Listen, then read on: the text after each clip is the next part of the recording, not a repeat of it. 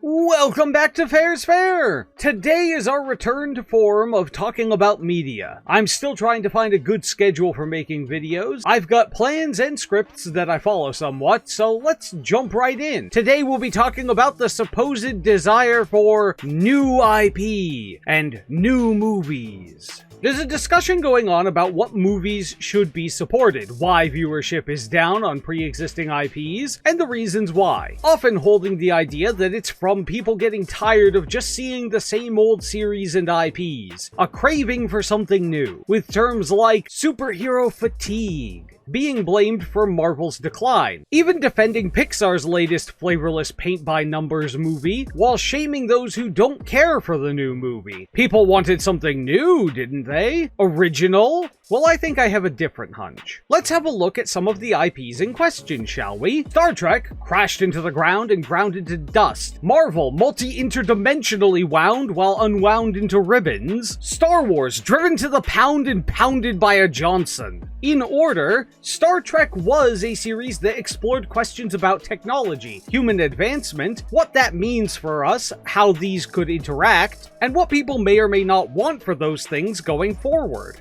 all while holding a narrative full of decent characters. Now Star Trek is a fast sci-fantasy action movie franchise with a Family Guy-style comedy series. A complete joke and not the way they wanted it to be, every character of which seems to undermine the idea that there is any standard in selection for Starfleet crew. The new story writers also decided to mess rather haphazardly with time travel, which, if you remember how I've spoken about it before, you should not mess with time travel. It almost never works out. You will not do it right. Almost no one ever has. Yet they did! This lack of understanding extends to their reboot. We don't have time to go too deep into the genre shift, or review all of them. Let's just look at how they copied the idea of the story from The Wrath of Khan. In the original, Kirk is lamenting his age. He's going through it. An admiral who's facing down a desk job with his years of captaining behind him. They take this idea wholesale. But he's not an older man in this retelling. He's young, hot, and still in his prime.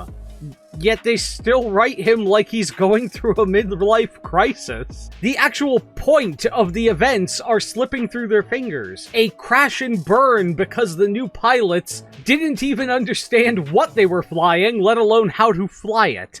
Marvel had a slow build of grounded heroes that had their own movies as they evolve, typically making the best decisions they could for their characters, but they've expanded beyond their ability to function, with the new stories establishing whole new countries that have super ability to do things. It's becoming increasingly hard to explain why there are any issues. Where was Wakanda when Ultron was about to wipe out the whole planet? They're smart enough to know that they're on that planet, yes? Though after seeing the strategic and ethical thought process in Black Panther 2, maybe they aren't smart enough. How about the Eternals? Anyone remember the giant celestial sticking out of the earth? No? Just for that one Captain Falco America movie? The problem here is a binary of the world expanding so far that there's almost no excuse for every movie not to become an Avengers team-up in some way, with each of the heroes drawing some kind of change or revelation from everyone else's experiences. The second half is an unraveling of each part in turn. Smart people, like people from Wakanda and Riri Williams, making incredibly stupid decisions. Plot holes in how time and the multiverse work. Unfocused movies cut all to hell because they started filming before they finished writing. Compressed, wound into a singularity of flaws due to overpopulation of heroes, and overexpanded power. Then unraveled by a cacophony of overzealous, poor quality writing. Star Wars is a sci-fantasy. Sci-fantasies like Star Wars are a story set in a world of advanced technology, but doesn't often delve into the deeper questions about technology. Though apparently we're going to start asking questions about whether or not droids had rights. Which, by the way, I love the death of the droid in a Solo story. It's a fucking droid! Like, C-3PO got blown to absolute chunks and got rebuilt. Just put her back together! Why are you acting like it's a death? Just put her back together! Maybe this was secretly a comedy movie. But Star Wars originally was a hero's journey of plucky rebels rising against a domineering empire. So far so classic. Now sequeled by a series-breaking mess of movies that verily vaporize virtuous verisimilitude. But fair, the prequels were bad first. Well, Rian Johnson's cocksleeve, the issues in the prequels, I would argue, are based mostly in issues that don't heavily affect the world of Star Wars. Poor pacing, contrivance, and things that have an effect on your viewing experience, but don't change much for the world. Meanwhile, the sequels can't even remember the Star Destroyer in orbit around Jakku when Rey takes off in the Millennium Falcon. Like, JJ, that's where the TIE fighters came from. The ones they shot down like 10 seconds ago. Did you forget? An entire Star Destroyer ceasing to exist for several scenes is a bit more than Anakin lucking his way deep into a Trade Federation ship. Granted, it's also kind of stupid that there was something for him to shoot in the hangar bay that blew up the whole thing, but whatever. But the real downhill hits in the second sequel. The Lightspeed Ram breaks everything. But Ryan had a team of lore experts that said it didn't contradict anything. That's not the issue. Ryan is a big boy now. He should know that the existence of Lightspeed Rams breaks the very concept of space combat as a whole. Why wouldn't you just strap a nav system onto a hyperdrive and call it a missile? The next movie said it was a 1 in a million shot. Well, then we have to ask why she thought it would work. Why was the commander panicking if it likely wouldn't work? And also, it doesn't matter. They can just make 1 million missiles with less material than a TIE fighter and send a salvo at the start of every fight rather than make giant doom ships that serves as nothing more than a target for that considerably more efficient strategy. Well, there's gotta be a mass requirement. Then why wasn't that the reason instead of 1 in a million in the next movie? Put the pen down and stop writing the movie for them. I mean, hell, Palpatine comes back from being very dead.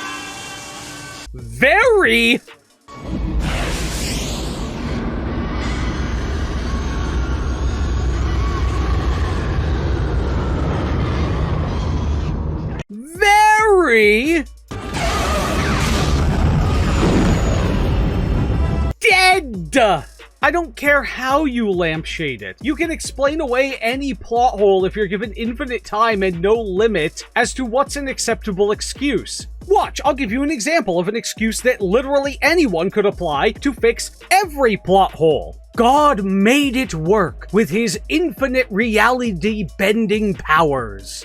There. Now, so long as someone says that, there is no longer any way to have a plot hole. It's wildly stupid and obliterates any investment in the media, since you are literally putting God on somebody's side, but it works. You tracking this? If death doesn't stop people, villain groups can rise from seemingly nothing, with 3 times the resources than they had before, and anyone can win with raw power without much training, then what is left for the majority to get invested in? It is the shattering of verisimilitude. It is the writer blatantly and obviously controlling the story. As a writer, it is your job for me not to be thinking about you writing it that way. The flaws in the prequels didn't have widespread, cataclysmic repercussions for the whole of the series, both back and forward. Star Wars was dropped off only to be picked up and fucked over by people who cared only about what they wanted, not what was good for the series. Even Lord of the Rings mined too deep and too greedily, sprinkling in what the current writers would like things to be like with family-oriented orcs, rather than what they actually are, condensing massive epics of years down to a few short, fast-travel-enabled days. The further they go, the further they abandon the canon. They've mined its ass so thoroughly prolapsed that they made up a whole story about a character that did so little of note that she didn't even have a fucking name! I do encourage making new movies, by the way. Anything to keep Disney from making another live-action remake, especially one like Lilo and Stitch, that removes the main villain, forces the pseudo-villain into the main villain role, which required the eradication of his realization arc for the ethical reality of designing a sapient life form with no greater purpose than destruction, removes the ugly duckling comparison to said life form, showing a clear lack of understanding of both the character they're writing and possibly the story of the ugly duckling too, adds a BS portal gun as a secret tool that will help us later, splits one character into two for no reason, adds a horrid neighbor character who takes someone else's child and family to get a dog without consulting them at all while they're struggling and being focused by social services, fucks the ending by having Nani give up Lilo so she can leave the state to study marine biology, which makes no sense because there are amazing colleges in Hawaii that might offer grants to locals who also offer degrees in marine biology. Hawaii has deceptively good access to marine biology, you see, dear writers, and generally makes pretty much every scene and story beat objectively worse in every conceivable way. So, please, by all means, make some new IP. A healthy influx of new creative ideas is always welcome, but I will still call it bad if it's got glaring holes through the middle. Being new doesn't excuse that. The stripped-down, edgeless 3D CalArts movie of the week isn't good by nature of it being new. Frankly, I could complain about how edgeless, family-friendly movies have become, but we can save that for another video. Also, why do villains always have the best songs?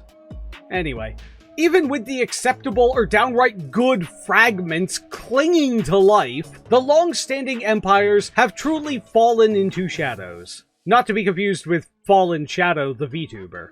We would be fine with them making more of our beloved series if that weren't true. I can't think of a good way forward for Star Wars without erasing large parts of the current canon. And we know they won't do that. Yes, people have asked for more original IPs, but that's not because we've gotten tired of the old IPs. It's because you, the owners and writers of them, have ruined them.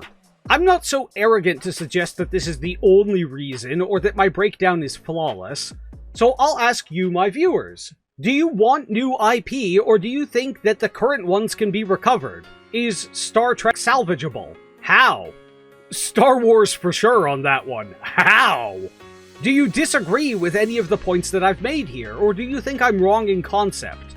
Maybe there's something I missed that you would like to highlight. If none of those, let me ask you this. If you comment at all, let me know. What was your dropping point on an IP like this? What happened, and why was it so big for you that you had to just give up on the IP as a whole? Or if you'd like to yell about how I'm wrong, how I'm obligated to like new thing because new, I'm not saying it's a bad thing that they're trying something new, I actually encourage it. Or if you're a Rian Johnson fan here to tell me that I just can't comprehend his round-headed genius. You too can go down to the comments so long as you're entertainingly angry.